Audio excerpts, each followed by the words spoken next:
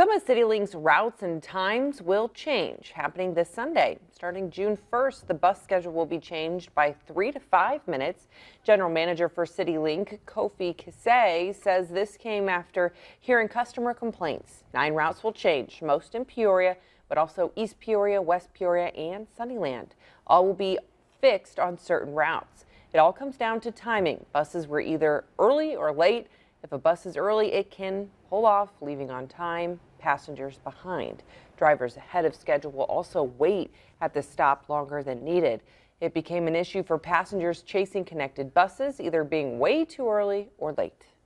Depending on the area of the city that they service, we have now reconfigured it or adjusted this route so that those going east don't cross those going west.